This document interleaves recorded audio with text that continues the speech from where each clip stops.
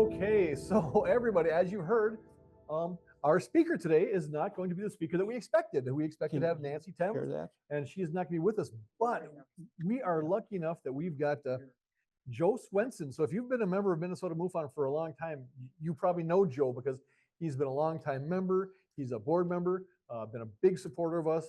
He has a fantastic story. And like I said, he was under a 50-year non-disclosure agreement that he couldn't say anything about what had happened to him in the military and whatnot. That is now expired. He's been wanting to get all this information out. And when I say all this information, it's a lot of information. So like I said earlier, we were planning on having him present in two parts. So this will probably be just part one of the presentation that we wanted to present. So, okay, so I'm going to turn it over to, ladies and gentlemen, Minnesota MUFON. Please welcome Mr. Joe Swenson.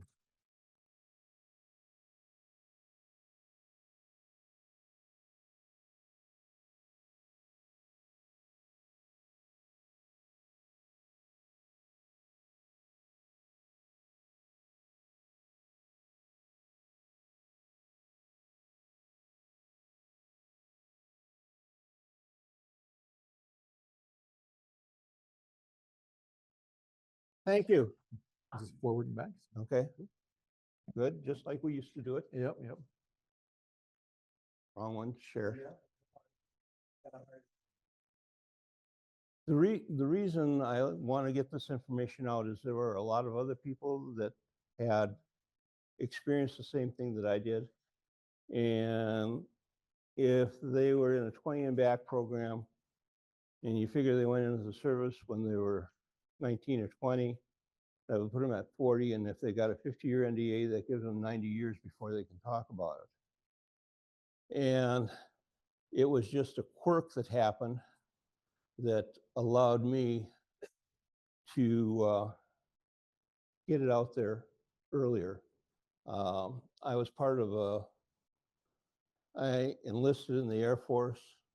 I took all kinds of tests, and the AFES exam, they thought I cheated on because I got a perfect paper, and I hadn't.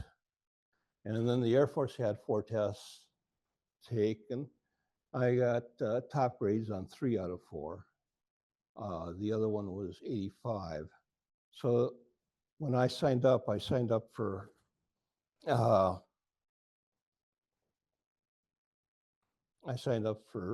avionics, and they ended up putting me into military intelligence. So we're going to start with a quick bio there. As you can see, I have degrees in electronics and computers. I'm a retired Reiki master, which is a kind of hands-on healing. I was born to a mother who was considered sterile.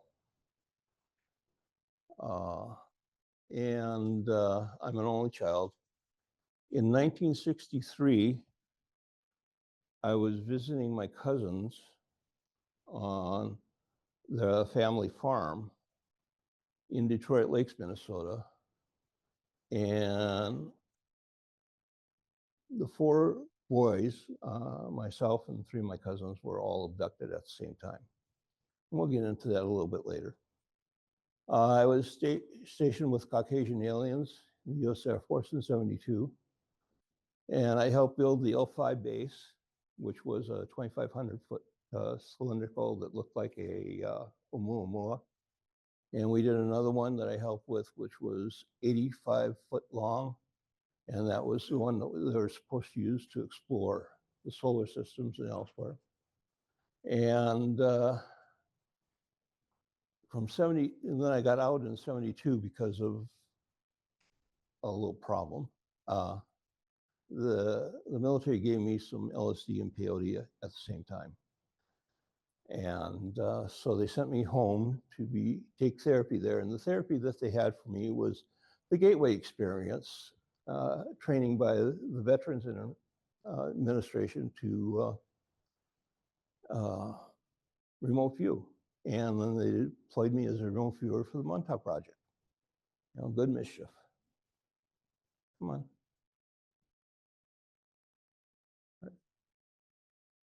Here we go. Like I said, born to a sterile mother in California. My memories really start after we moved back to Fargo from California. Well, before California, after California, it was Oregon, and then it was back to Fargo. And so I've got memories from about 3 years old on. And when I was in kindergarten, we were in the North Duplex in North Fargo. Woodrow Wilson School back then was the school that held the neighborhood kids and the kids that had mental challenges.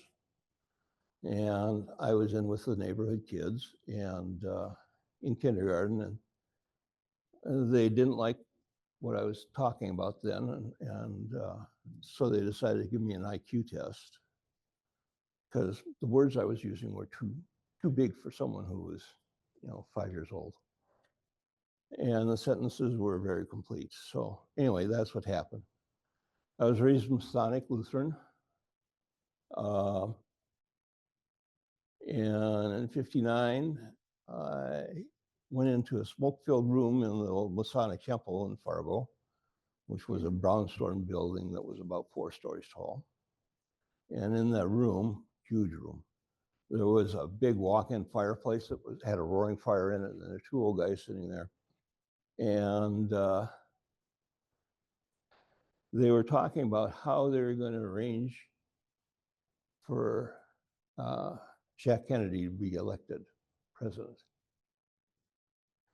And I was looking for my dad. Mom had sent me in there to look for Dad, to find out where he was, as we had lost him. Dad was an alcoholic. And the old guys finally saw me. I said, I'm looking for my dad. And they said, did you hear anything? Hear what? I didn't hear a thing. It was one of the campaign stoppers from the Kennedy campaign and the man who owned the Fargo Forum and WDOY-TV. So I kept my mouth shut. About 1960, we had leased some land on Leech Lake, and we were driving out there, and Dad forgot to get ice for the ice box. So we stopped in Detroit Lakes, and they only had block ice, the big block of ice that's 1 foot by 1 foot by 2 foot long. And he needed something to put in there. And he started chopping it with his hand and busting it up. And he didn't have a pick or anything like that. He just did it barehanded. He was in the 101st Airborne during World War II. And so seeing him do that with ice with his bare hands, I decided not to mess with Dad anymore. Where the sighting was is what we have is Big Detroit Lake here, and the long bar up to the north there on the screen is the equipment shed that they had. This was partially covered with the south-facing side open all the time, so you could do this. This was an old horse farm, and under the word farm there was a horse barn where they ended up keeping wood for the firewood because it had a wood stove in it. There was no electricity, no running water. Water was over by the upper right little square box there. That was the tool shed, and that's where water was. And the other little box that you see down there is the house. And we'd stayed up late the night before to watch the bass come out of the house and eat mosquitoes and bugs and stuff. And so the next morning, Jim, Jay, and Jed and I were all sleeping on the front porch, which is facing east to the water. And I got up before dawn, like I usually did, so I could hear the morning chorus of all the birds and stuff, because I always liked that. And I started looking for the dawn, and just as it started cresting that morning, I heard someone say, "We're coming to see you today." I'm going, who? Who's coming to see me? I don't know who this is. and just kind of forgotten about it. Our parents had given us a number of Model T die-cast metal cars and Model A and that type of stuff. And so the driveway there, we're all playing in the driveway, and with these, and a little kid about 3-4 foot tall in a kind of sparkly outfit was standing by the equipment shed there, and he said to us all, "You want us to see a real Model T UFO?" Because we were playing with Model Ts, right? Sure. So we went back behind the shed there, and we followed him back there. One guy was on the roof, and he came down from the roof of the shed. And the two of them led us up over a big log and around the swamp in that area. And then we're in the vehicle. And these two were asking Jim, because he was the oldest, what do you want? And they showed him two pictures. One picture was like the surface of Mars with nothing on it. You want this, or do you want something lush and green? And they showed a lush green planet with all kinds of water and whatever. And I didn't hear Jim's answer. And then they went to Jay. Now, Jay had just turned 9, and I was just about to turn 10. So I was kind of like, hey, you didn't ask me. And they said, well, your opinion doesn't matter. And I said, my opinion doesn't matter. Why? Because it doesn't matter. Well, I know what I'd want, and it doesn't matter. And I said, well, if you're going to be that way, I'll build my own UFO. And they laughed and laughed and laughed and thought that was the most hilarious joke they've ever heard. And just about that time, Jed says, I can see Mom's car coming back. Okay, so then we had to go out and around the swamp again and down off the log and on the little trail back there, like a 2-path dirt car trail. And we go running out, and Aunt Lois is there, and we're all excited. And she gets really mad. She says, don't ever, ever, ever do that again. Forget it. It never happened. It's all in your mind. It's all imagination. And I was going like, I've never seen her that angry, and I don't know why she'd be that angry about this. Well, anyway, she said, well, we'll take you back there. So we go back behind the shed, and the grass is chest high. There's no trail. There's no nothing. That's just the way the experiment was. Oops, sorry. Wrong one. And there I'm talking about the house and the die-cast Model Ts, and we covered all of that. And I figured it was in August because the oats in the field were gone the next weekend. They had taken them down. They were just drying the weekend that we were there. That's basically what I saw. I'm not a good artist, so I copied this out of something. Yeah. The being that you identified in the sparkly outfit, was that clearly a gray to you at the time, or what you now would say looked like a gray? Or I would like say now that it was gray. Okay. The outfit was gray and it was sparkly, and the one gray had a red sash going across shoulder to hip, so he was supposedly there on some diplomatic mission of some sort. Was that vehicle in the air or sitting? That vehicle was in the air when I looked back as we got down off the log. Did you ever see it come to the ground? No, we never saw it. How big was it? No, it was big enough for us to walk around in, and it had a fairly good sized screen for them to project in. It was like this type of screen, and they had two of them side by side. Which one do you want, A or B type of deal? We're in the saucer, yeah. We went up over the log and around the swamp.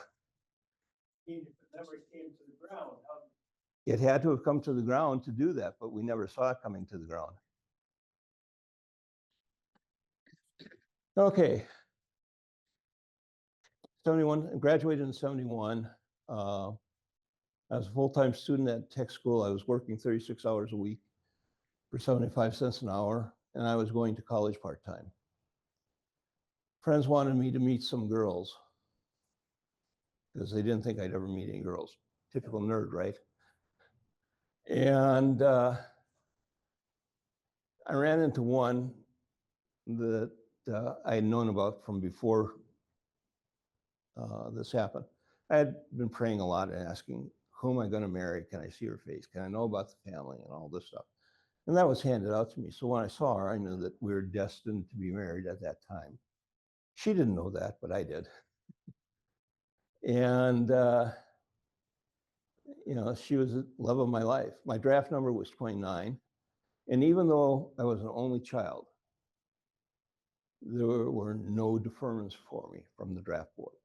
There was nothing that they would allow for me to be deferred. So I figured they probably knew what my IQ was and planned that stage. Anyway, I joined the U.S. Air Force, and lots of testing. The AFES tests, the Air Force tests. I was 6'3" 3/4" and 150 pounds. Now I'm 315 as of yesterday. So you can see there's a bit of difference there. Well, the Air Force decided to lower my height down to 6'3" and increase my weight to 160 pounds so they could take me in. And I went to Lackland Air Force Base. Basic training. I expected physical exercise, but it was not what I expected. My basic training was test after test after test. They call us in for something like military history or strategy or this, that, and the other thing. They take roll that we were there, and then they call us out to do tests. So my basic training was test after test after test.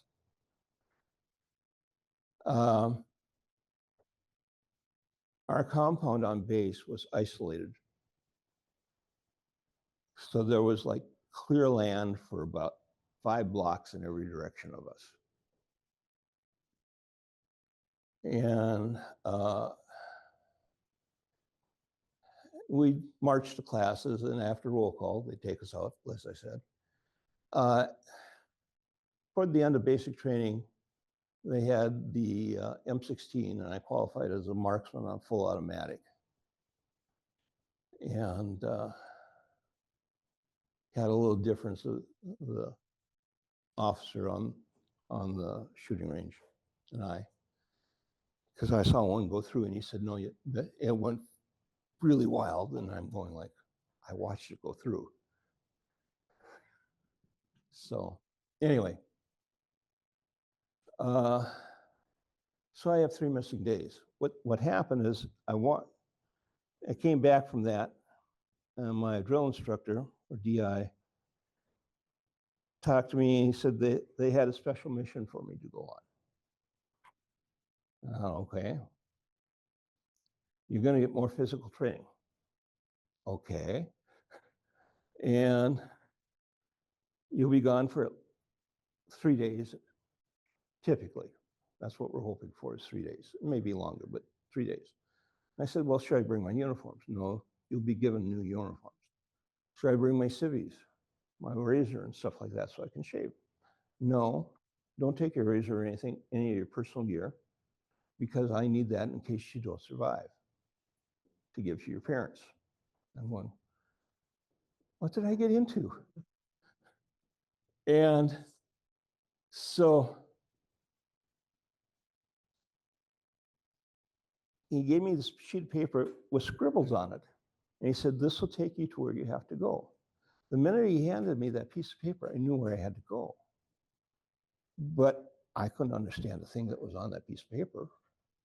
You know, a yellow Post-it note, that's all it was, with little ink spots on it. And he passed that on to me. And I walked to this building, It was about 2.5 stories tall, all brick. And I came to it on the west side, and this was late in the evening, so the sun was setting. And it had a big pine tree out front, just huge, must have been 100 feet tall. And I was going, well, that's kind of weird. And the shadows were casting down like this, at an angle. So the building had a rise up aircraft door for going in and out. And it was probably about 30 foot wide. And you could see in, but all you could see was that wedge of light showing in. You couldn't see anything dispersing anywhere like it would be normal. And a voice says, well, why are you here? And I said, to learn to do a Pulitzer, because that's what they told me. I wasn't doing it right. And the voice said, come. Okay, I'm black from there on out. I come back 3 days later and I'm looking out, the sun is setting again. And I'm thinking, well, is it the same day? You know what I mean? And it's kind of odd because underneath that big pine tree, there's a picnic table, and the pine tree isn't casting a shadow on the building as I'm going out. And I'm going, okay. And he said, and I hear that same voice, why are you here? I learned to do a Pulitzer, but I know how to do a chin-up.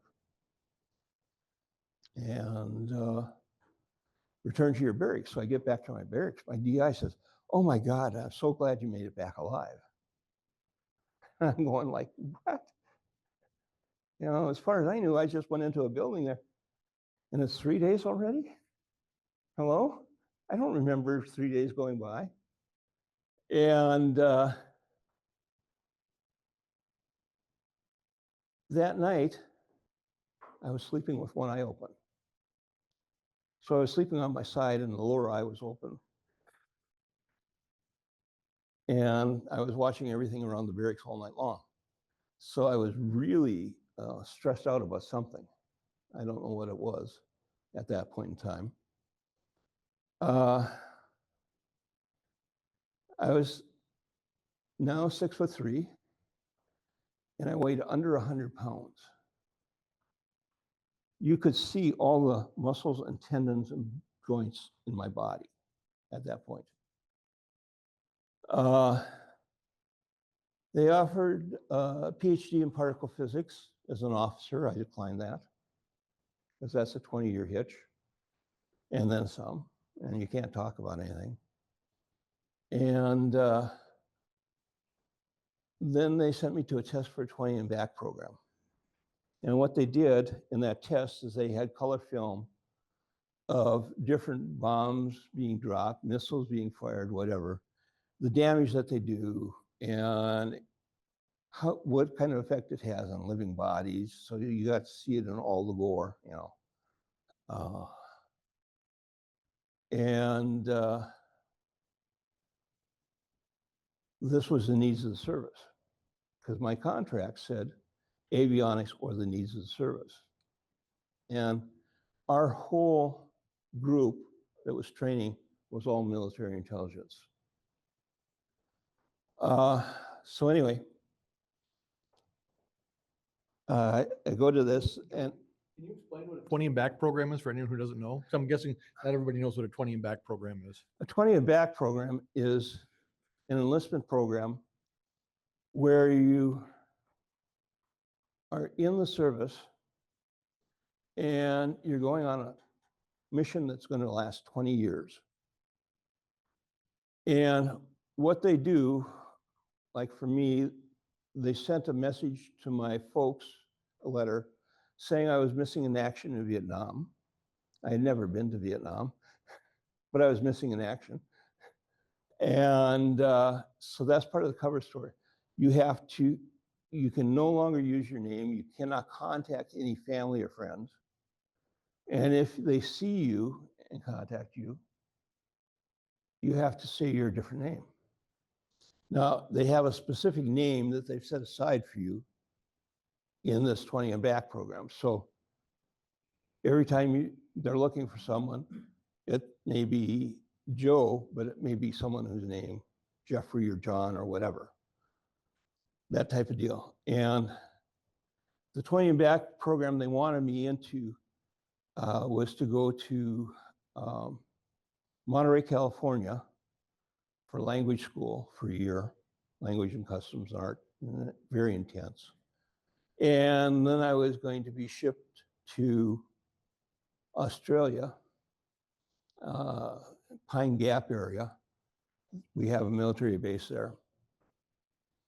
And that military base is used to shuttle. They have a shuttle vehicle that looks like a curling stone and it's about 80 foot in diameter, 80, 90 foot in diameter. And according to the SR-71 pilots that have seen it, they said, when we're full throttle, it makes us feel like we're standing dead still. But anyway, and you go to, then you take that shuttle up to L5. You're at L5 for two months, and you come back and you have 2 weeks R&R in Australia, New Zealand, or Japan. You're not allowed to go anywhere else. Yes. Can you describe the L5 base? Before you said it was, is it The L5 base is 2,500 foot long. It looks like an asteroid because it's made out of space debris. It's not land-based, It's at Lagrange point 5 between the Earth and the Moon, where you can set something there and it'll just stay there forever. okay. Yeah, that's my question. That's what you were Thank wondering? Okay. And so after the presentation on the 20 and back program and getting the details, getting the test out of the way, I went back to see Second Lieutenant Duncan Cameron. And we visited a little bit, but I knew all about the ship. And I was going, well, how in the world can I know about the ship? You know, but okay. So I knew about the whole mission of the ship and everything about it. And apparently they decided I knew too much about the L5 base.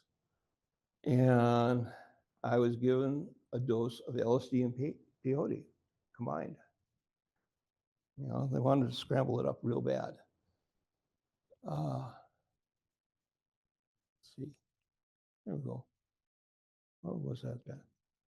That's basic training. Oh, that's right. That's the right one. I'm sorry. Yeah. And, you know, I had 3 more missing days because of a bad trip from that. And I woke up with a bomb trigger in my hand. Now, you got to understand, we were protected. We were marched with someone every place we went. We couldn't go to the BX on our own. They would send out for whatever we wanted. So we weren't allowed to mix with anyone on base, period. And I kind of looked at that and I said, well, this is not like me because I'm a conscientious objector, you know, basically. I don't want to hurt anyone. So my DI, I gave it to him and I said, you know, be careful with this. It's a time delay switch, and I don't know why. And he took me down to base security. They interviewed me there, and they said, well, you got 2 choices. You can spend the next 6 months to 2 years in the psych ward, or we can treat you as an outpatient with the VA up in Fargo. I'll take option 2. I want to get married.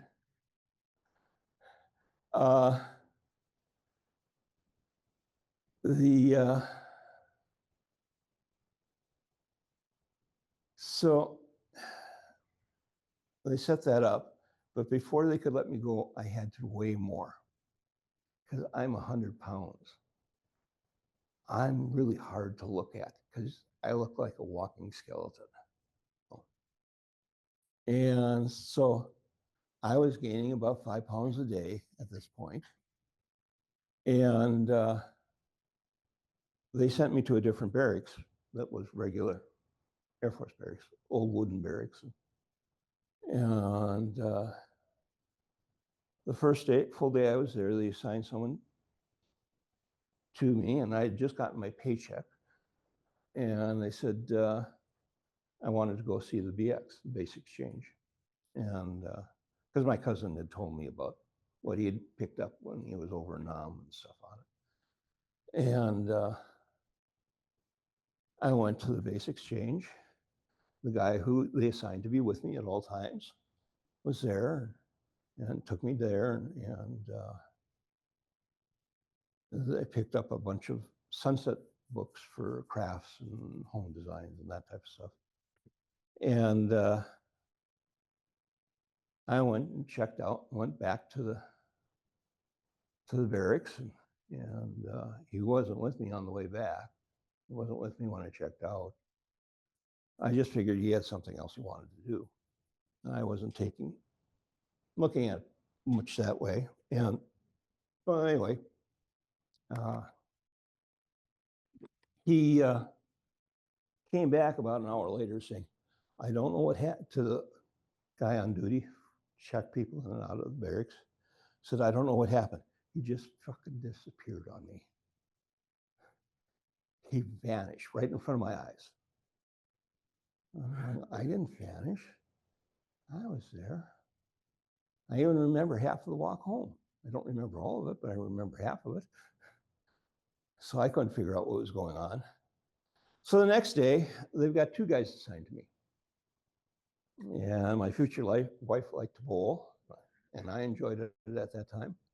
And they had an enlisted men's rec center, and they had a 96-lane bowling alley. And I thought that would be something really great to see, not realizing that they'd be down because they were refurbishing it. So I played a game of pool with a hustler that was there, and I'm sure he let me win. And then I went back to the barracks. I just thought I should go back to the barracks. And about an hour and a half later, these two guys came in. He just fucking disappeared right in front of us. We're watching him and watching the pool table, and he was gone. And I'm going, oh, I don't know. You can't watch me very good. I was standing right there, and I walked right by you guys. You know, what's going on here? And so the next day, they had 4 guys assigned to watch me.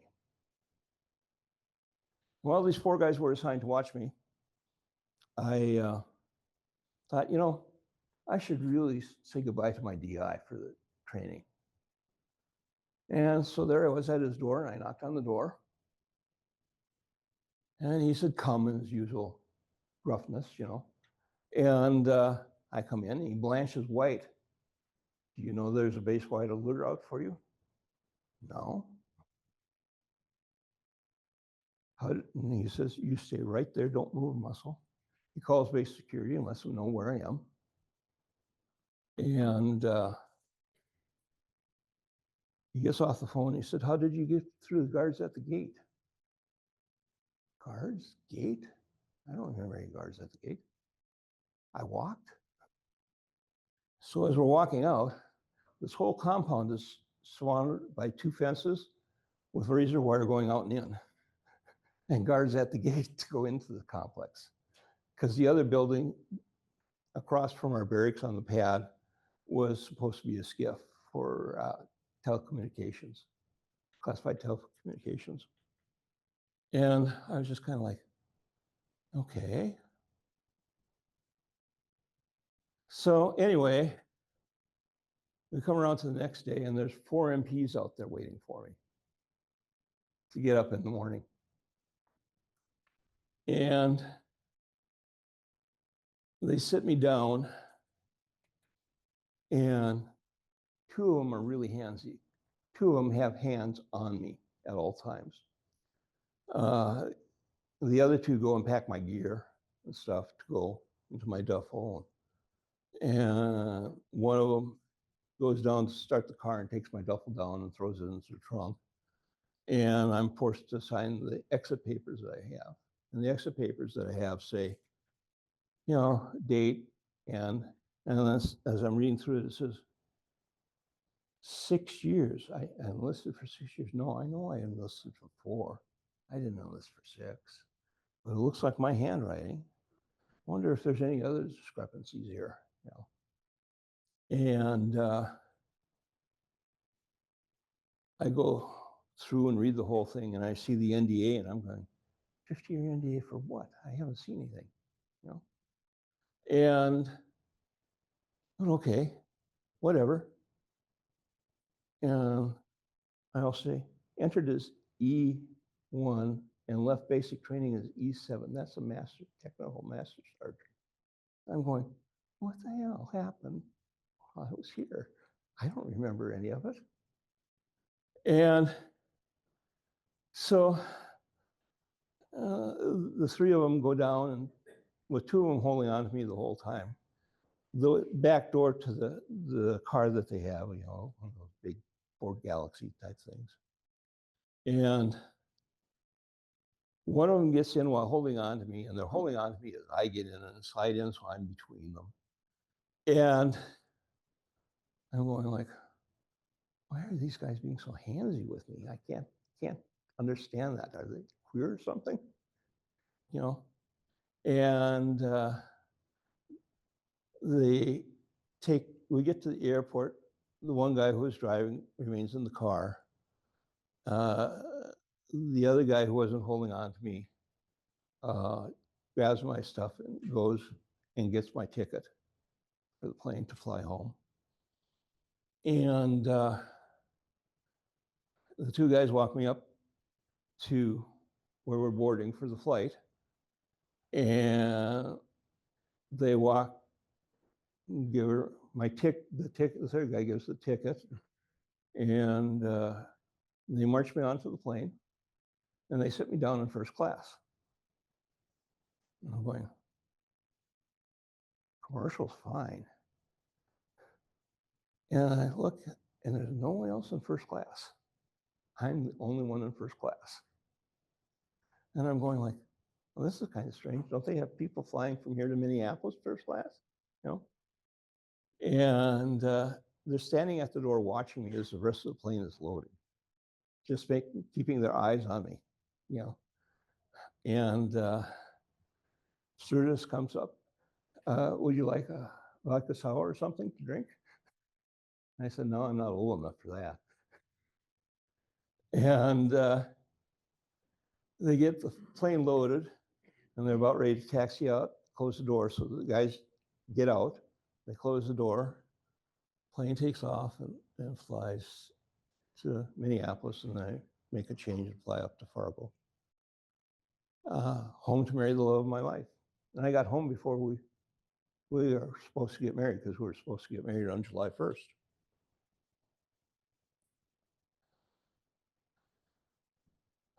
What happened?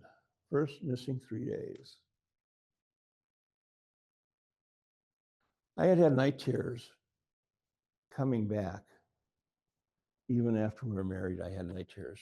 I still have night terrors today that are related to some of those experiences and some of the things I saw. So some of those things I will never talk about, because I don't want to bring them up again. But they put me in a shiny silver spacesuit. And the spacesuit has life support, heads-up display, armor, you know, it really something else. They use compression suits instead of pressure suits. And this was a compression suit.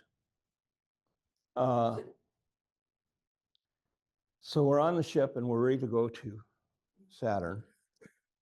And the ship jumps, but I don't. I'm left floating in space there. And I'm kind of like, what the hell happened? You know, how come I didn't stay with the ship through the portal? And I'm a little confused and stuff, but I really want to go home and get married. And so they say, yeah, we'll be back to get you up. You're going to be fine. That suit's good for at least couple weeks, not a month or more. Yeah. And I said, well, what do I do? We've got some program learning for you. So I did a lot of program learning while I was waiting. At the base, my room was basically about 7 foot wide, 8 foot wide, and about 7 to 10 foot long, with about a 10-foot ceiling. And the walls were lit up, and the bench that I could sit on or lay down on was lit up. So in the light, color of the lights and the intensity of the lights changes with night and day and that type of stuff. So it was kind of, and whatever job I was supposed to be doing. And my initial job there was operating a plasma hydrogen oxygen deposition torch. We're welding rock together. And we're putting down layers of certain materials and specific layers, getting them nice and even and stuff for different effects, which is something they did a lot of. When we're done with the 2,500-foot base, it was placed at L5. And I was there helping with the placement of it. And it was sometime in the 50s. And the US Navy had the contract to complete the interior of it. And the interior reminded me of a 1950s battleship interior. L5, Lagrange point 5, is the null gravity point between the Earth and the Moon, and anything put there will stay there forever. Okay. So you see Star Trek and they talk about NCC, this Naval Construction Contract. Okay.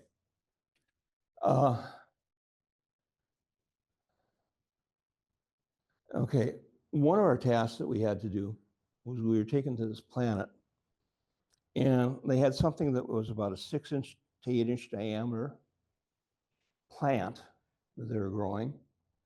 And that plant had grubs on it, and the grubs were 12 to 18 inches long. And you had to slit the grubs snout to ass to get their insides out and just drop them down, because we were taking them from this crop that they were growing. Yeah. So this stuff you're describing now, did it come to you eventually as a memory, or because you didn't remember this First initially, came right? to me as night terrors. Came to you in night terrors? And then when looking at the night terrors, realizing that they were things I had experienced. And how much time elapsed between the time you had the night terrors and the time that actually happened? One of the first really bad night terrors I had was after we had just gotten married. And How many years? How many years? Huh? How many years then would you say? Months? No, how many years between the time that this happened, the time you had the night terrors? Months. Yeah, Okay. like 2 months. All right. I got one more question.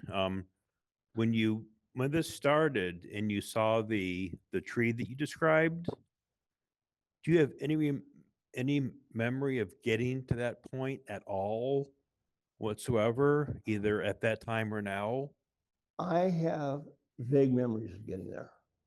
Do you know I how know I you, walked off our pad and I was heading in the general direction, but I don't remember anything more than that. okay. Okay. But the guts, When you say Saturn base here, are you talking about what? the rings of Saturn. The rings. Yeah, we're in the rings of Saturn and we're collecting debris out of the rings to build the vehicles. You're some kind of a spaceship or what? Yeah, the ship that they had there that was theirs was a big hollow sphere, like a small moon type of thing. And this L5 base now that you talk about, Is that still out there? It has been moved recently. When China started getting into space, they moved the L5 base. And if you remember back then, they were talking about the slow-moving asteroid going between the Earth and the Moon. That was the L5 base. As far as the Saturn base and the L5 base and your childhood experiences, is it your instinct that there is a connection between your experiences with the Greys and the U.S. Air Force? Yeah, the Greys were This is all probably the same thing. In your the mind? Greys are probably Earthans or Earthers, that type, and they're probably working with the Caucasian aliens I was with. The Caucasians would be like. The Caucasian aliens would be like you and me. The only Okay. difference between them is Like what people would call the Pleiadians or Nordic. I don't Nordic know aliens. which one they were because I couldn't tell. Right. For me, they were just Caucasian, Right. and their eyes were a little bit bigger. That tracks. That than tracks ours. with everything we've heard. Yeah, their hair colors were blonde, black. Particularly good looking, maybe? Oh, they're all thin. Yeah. And at 6'3", I was small. Okay. So maybe what they call the tall whites. I don't think the tall whites that they usually talk about are related to the Greys. Okay. So I wouldn't call them the tall whites, but Right. More like almost human looking. yeah, like I'm 6'3", and they're like 6'6", 6'8". I have grandkids that tall. Yeah. So anyway, let's see, where was I? So we knew because of the guts of the stuff, these grubs would eat our suits. We'd have a new suit after that. They put a new suit on us. I don't remember ever getting into the suit or getting out of the suit. I don't remember having to find a restroom or eat. None of those memories are there for me at this time. Let's see. I know that they made 8 clones of me at that time. I say military specifications and sent them off in different directions for other jobs. I know that they had an underground base on Mars, and I was doing tech support one time. They were at war with a reptilian race, kind of a Draco reptilian race. And I had to do some tech support and surveillance on the reptilians. And they had kind of air duct tunnels that I could sneak into and put up listening stuff on. And they had some outside. So if this was Mars like they told me it was, it had an atmosphere at that time. So that's more than 60 years ago. And they had some humans in a corral outside. And then they had this dark box. You could see into it, and you could hear coming out of it. But it was so grayed out, it was like total mist fog, so you didn't know what was going on inside. And you could hear kids screaming from time to time and yelling and just having breakdowns. Apparently, they're taking teenagers and pulling something out of their brain that was like a drug, so it was like a drug trade for them. And after they saw that, images of that, and images from going down and into the underground where the reptilian base was, they had a bitter finger, and they thought we should try and rescue some of the humans. And before I get to the battle, one of the tasks I had was they had a force field up at the gate door to the underground base. And there were some reptilians out there trying to get in. And the power supply went down. And they use a plasma fusion battery type of power supply, as I call it, because that's the best way to explain it. They also use that for their weapons that they had. And this was about a 100 megawatt unit, and it was the size of a three-ring binder that was 2 inches thick. And what you do is you loosen two thumb screws, pull one out, slap another one in, tighten the thumb screws again, and it would start up. And during that period of time, a T-Rex came in and gutted 3 guys and bit the head and shoulder off of a 4th. And that's because I wasn't fast enough, they told me, but I think it would have happened no matter what. And they used something similar to a machine fire railgun to bring it down. Now the T-Rex that came in was about 7 foot tall. It had blue, black iridescent feathers like a crow or a raven. And it took a lot to take it down. The sonic weapons didn't do anything. And the lower speed projectiles didn't do anything, but this other one did a lot. Excuse me.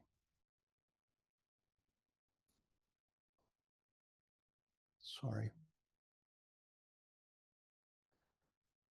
After this incident, I was doing cleanup of the battlefield that had happened to battle. And we had to collect all parts, all organic parts. So we were cleaning up feces, and we were cleaning up arms and legs and bodies and heads and all that stuff. And at that time, I got shot in my side. One of the reptiles was playing dead and wasn't. Shot me. And I woke up on a metal table, like an autopsy table. A bullet or projectile weapon? Plasma. Plasma weapon. Yeah. And they had me wrapped in what we used to call space blankets. I don't know if they call them that anymore, where one side reflects all the infrared heat back into the body type of thing. And there was an alien at my head, holding my head, keeping the pain away, and told me to watch what was going on. And what they're doing is 3D printing the muscles and the skin and the tissues and whatever on the left side. And what was doing the 3D printing was 2 beer pigs, like with little arms coming out and doing all this stuff. And I was going like, well, that's fascinating. I think that's why he wanted me to watch it. It's just so that I'd be distracted from what was actually happening with my body. And they did a good surgical repair.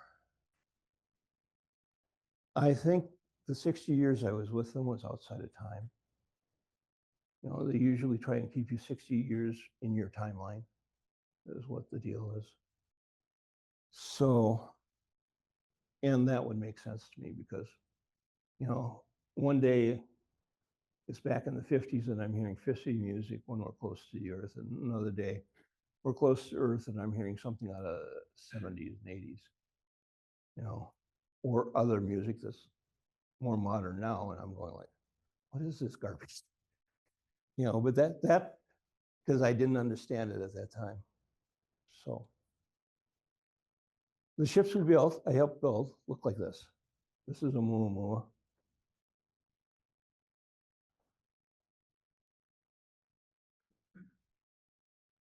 There you go. You can see our wedding picture from July 1st, 1972.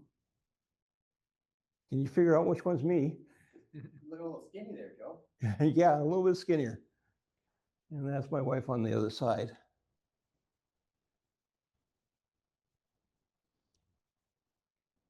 After the marriage and our honeymoon, we came back from the honeymoon And Mom handed me a letter from the VA that said I was missing in action in Vietnam. So I haven't wanted to check the wall to see whether I'm there or not. But they sent me to the Veterans Administration, and they wanted to do Thorazine therapy on me. My mother had been a chemical dependency counselor, and she was there as my advocate. She said, "No in hell are you going to do that to my son, and are you going to give that shit to my son?" Excuse me. And that was the first time I ever heard her swear. So they decided to do relaxation therapy, progressive relaxation. You know, start with your toes, punch them, relax them, go to your feet, punch them, relax them, knees, ankles, you know, all the way up. And so I thought it was just relaxation therapy, you know, because that's what they said it was. And they're playing a tape from the Monroe Institute. So if you read about the Gateway Experience, you'll know the Monroe Institute is very much into that. And then they said they wanted me to do transcendental meditation. And so I rode my motorcycle over to where they're holding an open session. And she said, "Well, when your experience, you'll be able, when you've gone through all our programs and spent $10,000 with us, you'll be able to transform clouds." And I'm going, transform clouds? Okay. Yeah, I suppose it can be done. And so I went outside, and there was another guy there with a motorcycle. He was probably the person assigned to me. He said, "Can you transform that cloud up there?" "Sure, what do you want it to be?" "Make it a Mickey Mouse." A few seconds later, it was a Mickey Mouse. "Can you do a boat?" So I did a simple sailing swoop, you know. He asked another thing, and I don't remember exactly what that was. And I said, maybe I don't have to pay for transcendental meditation. And when the books came out for transcendental meditation, Silva Mind Control and Hypnocybernetics, I had all of those books, and I read through them to see what I might have missed. Now, during all this time we'll get down to that. I ended up coming to Minneapolis to get a degree in electronics, and they had more Monroe tapes for me to listen to at the VA, and they called me in for those. Anytime the PTSD was starting to creep up, they'd play more Monroe tapes on me. I ended up getting a degree in electronics, computer electronics, and I went to work for Miley Digital Services, and this is in the 70s, and at that time in the 70s, mid-70s, getting a throughput of 10 nanoseconds on a computer was something great. And that was the throughput I could get. And I had given it to Miley because they were working on something similar, supposedly. And the first one that came out went to my territory. And they wouldn't give me the prints on it, wouldn't give me the prints on it, wouldn't give me the prints on it. But later, they finally said, "Well, it's the one you designed." And I looked at it and I said, "Okay, if you copy my prints exactly, you're missing these pull-up resistors because I didn't include them. And that's what makes it work." And after they'd taken that, they'd also had a fellow from RCA and from the US Navy come to talk to me to want me to design computers out in Boston for them. And I said, "Well, I'll have to talk about it. I'll have to think about it. I'll talk to my wife."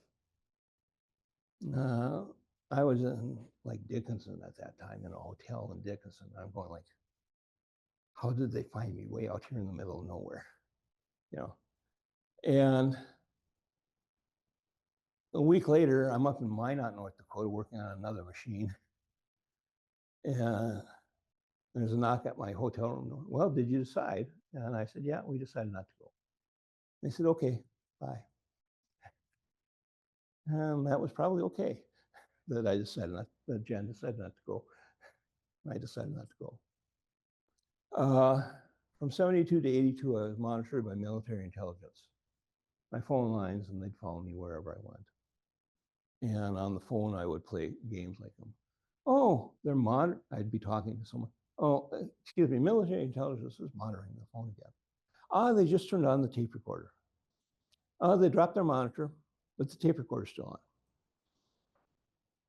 They picked up the monitor again, and they turned off the tape recorder. And I'd do that all the time to them, whatever was going on. And so in 1982, one of the guys who had been on the military intelligence DCL, they had like six men working on me at that time,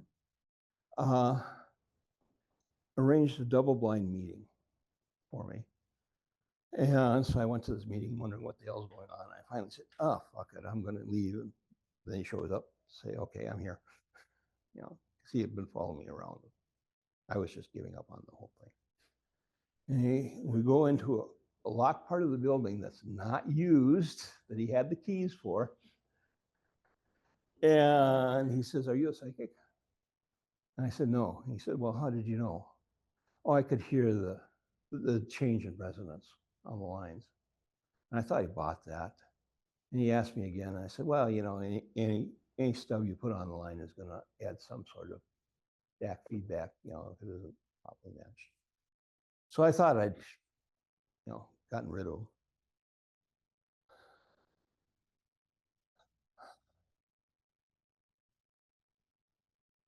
VA Center in Fargo, I believe.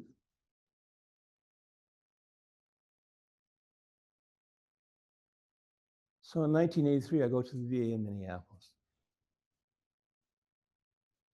And there was an old WPA building between Highway 55 and the river. That's gone now. And it was 3 stories tall. And that was the building I met Al Balick in from the Montauk Project. And he decided that I would be a good subject. And I was hearing him outside. He wanted me to sit in the hallway, so I was hearing him talking because he was a little hard of hearing and he spoke up quite a bit. So it was a little easy to overhear everything he was talking about. No, he responds better to a female, so you need a female handler on this one. And, you know, I get a letter in the mail to show up on such and such a date at such a time. And that was my first session. And the room was set up like a stage. You know, when you do a stage, you do marks on the floor as to where people are supposed to stand and furniture is supposed to be and all that stuff. And it was set up with a picture hanging on the wall that had a mark on it, where the nail was for the picture to hang up. And then it had an overstuffed chair, and that had 4 marks underneath of it as to where the legs were supposed to be. There was a desk there that had 4 marks underneath of it where it was supposed to be. There was a square where the handler's rolling chair was to be. And on top of the desk, there was a tape mark where the cassette recorder was supposed to be placed. And I'm going like, I remember doing this in theater in school. Why are they doing it so precisely?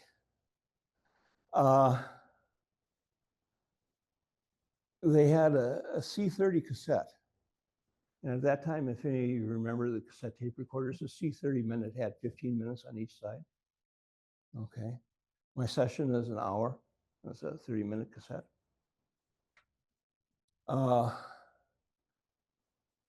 So after the session, I had this headache like I'd been hit by radar. And that was usually a telling thing if they were using portable radar while I was driving to and from different places. Oh yeah, there's radar in the area, I better slow down, you know. And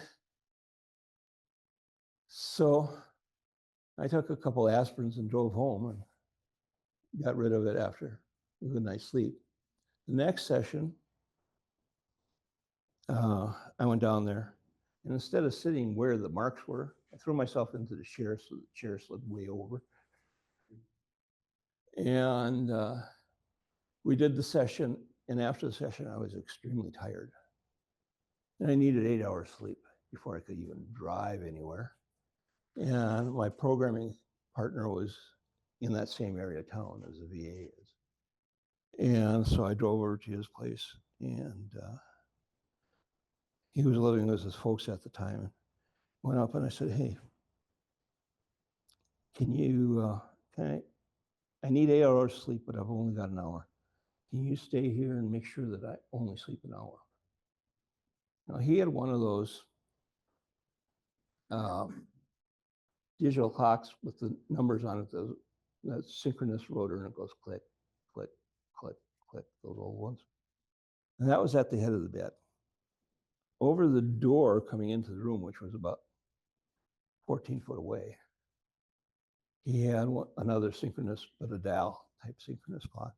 And then he had an LED watch at that time. And he sat about 2 foot from the bed toward the door. And I went right to sleep. And 1 hour later, I woke up. I felt like I had 8 hours sleep. He said, the digital synchronous clock is showing that you slept for 8 hours. My watch is showing 2. The clock on the wall over the doorway is showing you slept for 1. How did you do that? I don't know. I just needed to do it. You know? And so that was kind of it. Well, during the Montauk project, I got a lot of images from H.P. Lovecraft type things. And so here this last Memorial Day, we were up in Canada with some friends that had Netflix. So I watched the first couple seasons of Stranger Things, and I said, I saw that one before. I seen that one before. I seen that one before. And, you know, it was just the way it was. So the next time I was called down, I got down there early. And I was sitting at the back of the parking lot under the trees, so you couldn't really see me. And I was just kind of enjoying everything. And this car pulls up to the door. It's got 3 guys in it. And they unlock the door so that they can go in. And one guy stays at the desk. Another one is sitting in one of the chairs. And someone else is around doing some other things. And basically, they had to reset the room. That's what they were doing. And they said there's going to be no session this time because the gal from Montauk Island couldn't make it. Montauk Island, New York is where she was flying in for each of my 1 hour sessions. You know, that's pretty spendy stuff to do that at that time. And so anyway, okay. I went like I was going to leave, but I went around the building and parked in that same spot. I watched them lock up the door and drive off. And then I noticed there's no aircraft, there's no traffic at the international airport. None whatsoever. And it's the start of my session. Why would there be no traffic there? That seems rather odd. And at the time my session was to end, air traffic started again. Who's going to rewrite? Did they reroute the air traffic from Minneapolis on that Tuesday? It's kind of odd. And so there were some other sessions in there and stuff. What we were looking for in the first sessions is we were looking for a timeline where someone by the name of George Bush would be king of the United States or emperor of North America. I had no idea who that was at that time. And we looked at over 1,000 different timelines. So what's going to happen in the future? I don't know. You know, and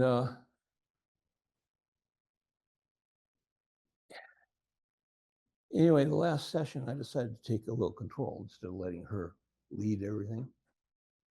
I said, I want to look around. I want to see what's going on. And let's go back and forward on the timeline that we're on right now. Now, if we go back, the start of this whole stuff was the Philadelphia experiment in 43. In 63, they're sending people back in time and bringing them back home again. And they found out that they didn't have enough psychic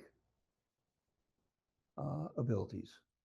So that's where the LSD and all this other stuff to create psychic abilities in people. And I looked at the base, and there was a room there where they were torturing kids, teens and preteens. And there was this labyrinth underground. I looked at that, and I saw a reptilian down there. And as far as I knew, I still had kill on sight orders for all reptilians at that time. And I was going, how can I kill this reptilian? Oh, I know, I'll send an energy minotaur down there, because it's a labyrinth, a minotaur. Just destroy everything in that lower level. And that was my last session with them. After that session, there were at least 2 attempts on my life. They were still having people follow me around Fargo-Moorhead, which is a very small community. And it's pretty easy to see who's following you. And the guy in the Goldie station wagon was following me. And I lost him within a couple of blocks, and then followed him all the way over to the Black Building in Fargo, which used to be the Sears building, the tallest building in town is what it used to be. And I was going up to, not the top floor, but almost the top floor. It was like the 3rd floor down from the top. And I had a client there called, his name was Tom Davies. He was a local community judge and court judge, you know, so it was all legal stuff. And he wanted me to do some repairs and modifications to a software to better handle bankruptcies and stuff with people. And I was in the back corner of the parking lot watching the door where these guys were parked. This white van pulls up. 3 guys get out of the white van, and they're dressed all in black, and they've got face masks, and they're carrying a propane, like a small tank about this tall, like you use for oxygen. And they go in, they come back down, and they're just arguing, you know, when they come back out.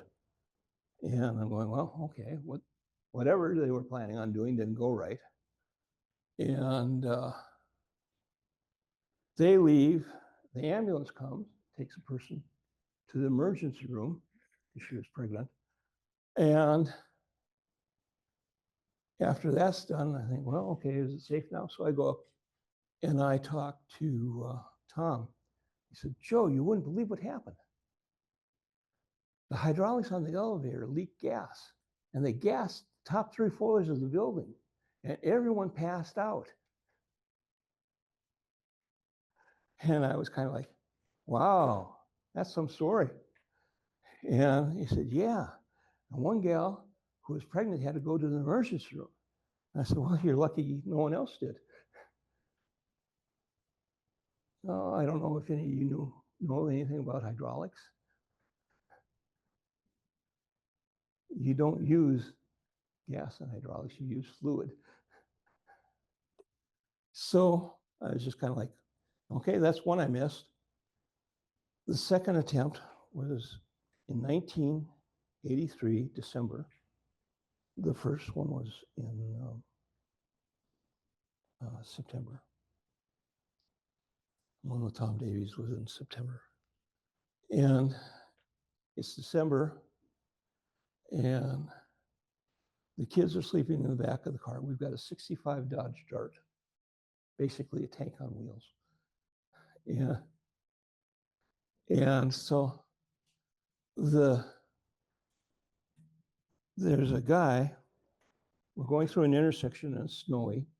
And by the beef plant there, it always fogs over. So you can't see the road. So you have to slow way down to go drive.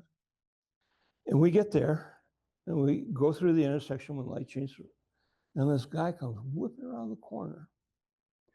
It's full throttle. He's got a big 3/4 ton pickup truck with boilerplate front end bumper and boilerplate rear bumper and 2 inches of boilerplate in the bed. So nothing should stop him. And he nails us and takes 18 inches off the end of the ID on the car. And that left me with chronic pain, strokes, and paralysis. From 1982 to 1992, NSA CIA handlers threatened me different times. And I kind of countered. And in my file, I'm listed as toxic. So I got a few questions here from my notes. You mentioned LSD and something else. Peyote. Peyote, what is that? Huh? What is peyote? Peyote is a hallucinogenic drug that's used by Native Americans Okay. when they're going on spirit quests. And it from cactus? Oh. And it sounds like after the fact you had what some people call maybe a time slip, which is kind of separate from other stuff that we've talked about here and you've talked about today.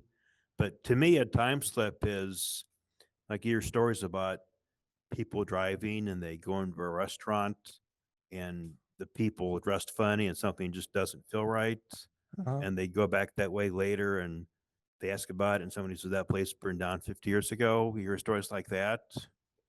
But this No. kind of sounds like I like- know what you're getting at. yeah, when you were like at the airport, you didn't hear any airplanes or see any Mhm. airplanes. As far as I can tell, they're Mhm. probably outside of regular time. I don't know what dimension that is or what that is, Yeah. but it was just like time just didn't apply. So it wasn't like you were in a different year per se, but it was like that I was still but making- it was like you were here, but I didn't. you weren't age. but you weren't here at the same time. You were like Yeah. kind of in a different, for lack of a better term, dimension or I would say reality or something. Yeah. reality or dimension would be appropriate. Mhm. Yeah. Okay. Thanks. Now, I want to make one pitch here for Minnesota MUFON. I have some memory sticks back there that have my book on it.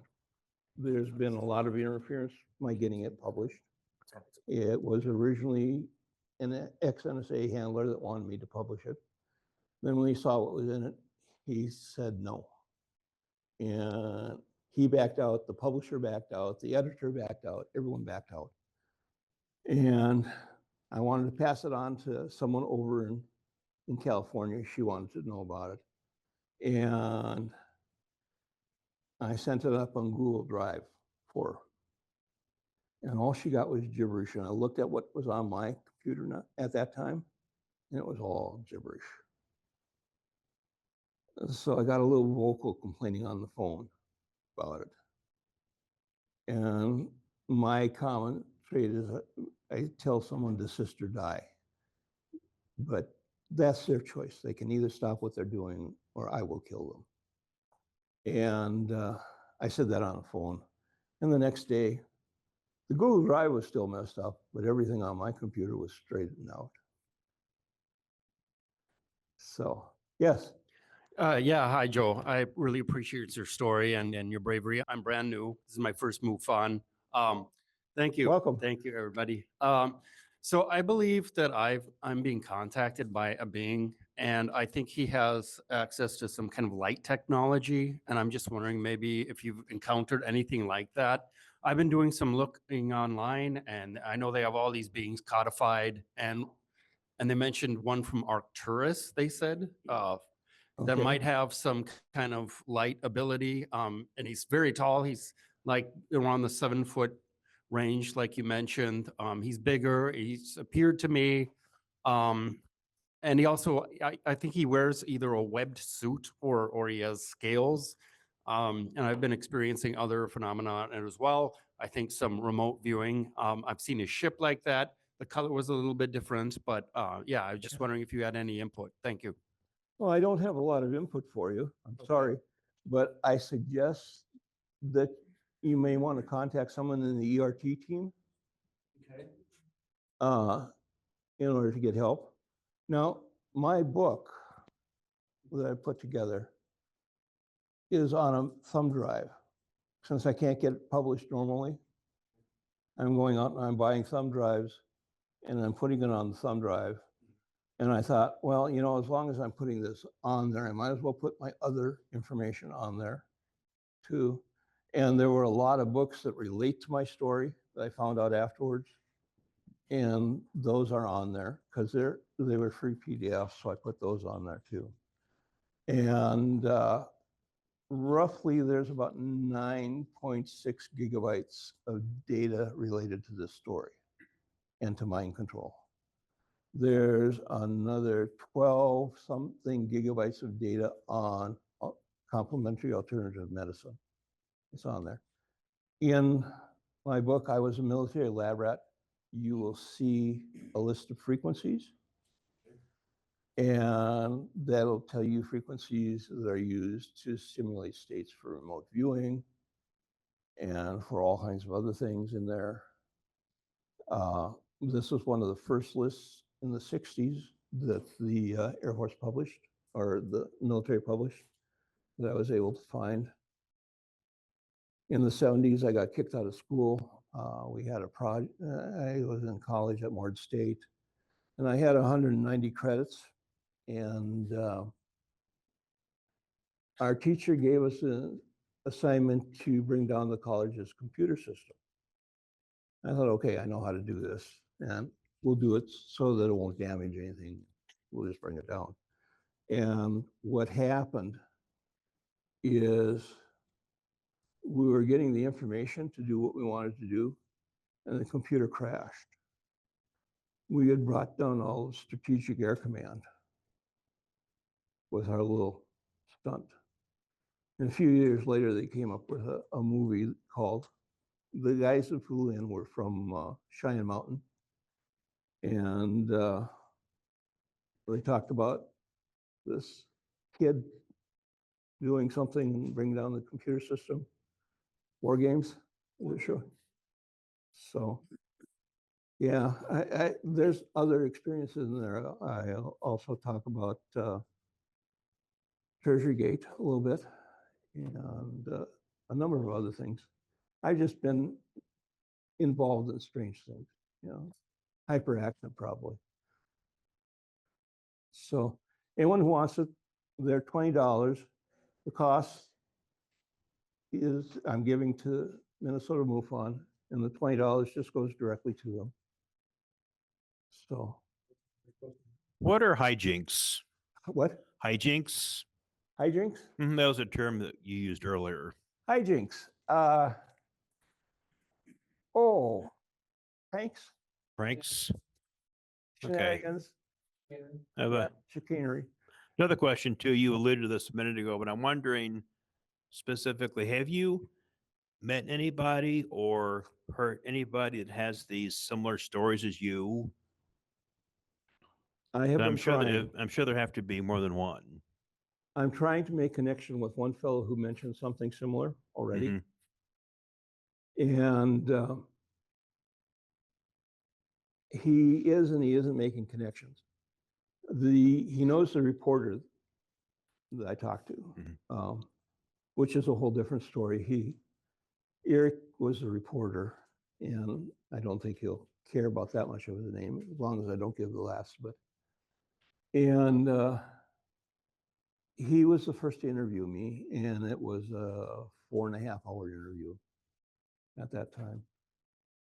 And he didn't, one of my ex-NSA agents, Tom, knew about being in space because he was on a TR-3B for CIA NSA. I should say NSA because that's what he ended up with, the NSA. And so he believed that part, but he didn't believe the Montauk project. So then he did a search on that, and that scrambled things up, and then they came back to me. And yeah, I was in the Montauk project. That's where my disability is from. And yeah, another fellow, Rick Doty, who was in charge of misinformation for the Air Force, or for NSA, I mean. And so they wanted to check my stuff out. And Rick Doty said, no, I know everything about space. We don't have anything in space. And I kind of laughed. And Doty was on stage with Hal Puthoff. Now, Hal Puthoff is the guy who was behind most of the research during this time period. And so he's on stage with Hal Puthoff. And they come on stage, and Hal Puthoff just quietly says, we had a base at L5. Rick Doty's eyes popped out of his head and his mouth dropped to the floor, according to the reporter. And so and that part was verified also. And you said your mom was sterile. Did She- there might have been any intervention with your birth, or has she had any weird experiences herself that she may have? She didn't told you about? say that she had any experience herself. The doctor said she was sterile because she had a severe case of scarlet fever, and it totally collapsed her fallopian tubes. There was no way anything could get in there. And so basically, as far as they were concerned, I was a miracle birth. And I find that being an only child to a sterile mother is a common thread. That part of it I see as common among some of us. One of the other fellows on the Montauk project had a similar thing happen. Rein myself in here because I have multiple questions, but do you have any continued experiences, contact, or anything with the Greys? Or, I mean, you mentioned the military were following you around for a while. Does that continue to this day? Or They're still following me, yes. yeah, and any other experiences with UFOs or beings, or and also, again, I'm trying to rein myself in. Secondary question: do you feel like any of this has been passed on? Do you have children? The children, our two daughters, complained about visitors at night. Right. And I told them, because they had been visiting me at night, Right. and they're checking in on the damage to my left side type of stuff still. And this was in like 84 or something like that, 85. So your daughters have said, Yeah, and I told them, they're friendly. All you have to do is say you don't want to be part of this anymore, and they'll go away. That's what I did, and that's what they'll do for you. And that's what happened. and I have one more kind of random question that's the now, dealing with the then. When you were talking about the Greys and the reptilians, or rather talking about the reptilians, at one point you said the aliens were holding your head after you were shot. When you said aliens, you meant gray aliens were holding your head? Like, in other words, do you I didn't perceive- see the alien holding my head. Right. I know that there were 3 fingers here and 3 fingers here and a thumb behind. So you perceive a conflict where the reptilians are sort of the aggressors against Yeah, the whomever reptilians, is dealing with you. the positively. Draco reptilians are continuously framed as aggressors. Right. But it wasn't a reptilian that was holding my head. Gotcha. Thank you.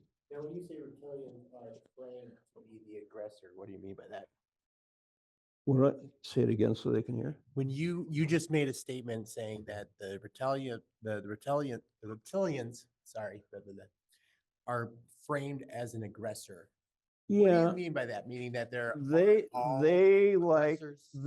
a top-down control model, like a king or a dictator, a fascist movement type of thing, and that's why they were, as far as I can tell, the ones who worked with the Nazis during World War II. And that's other material that you'll find on my disc. And so, their eyes are a little bit different, a little more slit-like. And if there's strong electrical interference, that'll jar it so you can see that on them. And they, some of them had tails, some of them don't. The reason I was building the bomb on base was because I saw 2 reptilians down there, disguised as human. Okay, I'm not hearing no chats, no questions on chat, nothing online. Cool. Wow. Oh, yes, we got a question back here. Last question. Hang on. Joe, you mentioned they cloned you. What? At one point, you mentioned that they cloned you Yeah, 8 times. yeah, they made 8 clones. Why don't they just clone their workers and their armies or They whatever? do that. Pardon? They do that. Why did they need to have you when they have your clone? I don't know, Okay. but even after I came back, I hear other voices in my head. And some of the things that they were going to, typically when they were overly stressed about something. They say that clones still have the same abilities, right? Pretty much. Yeah. I went, to give you an example, I may be a clone to myself, my original self, because I went in being able to do, solve with simultaneous equations, multi-factor algebraic equations in my head. And I could understand calculus and a bunch of that stuff. I came out and it took me close to 20 years to be able to understand the concept of a limit, which I had down pat before. So there may have been something done there. Okay. Okay, so that's Joe Swenson. I was the military lab rat, part 1. Let's give Joe a big round of applause. Thank you. Like I say, if you want a copy of the material, it's back there, but that's the only way you'll get it. And so we may have part 2 next month. We'll have part 2 at some time. But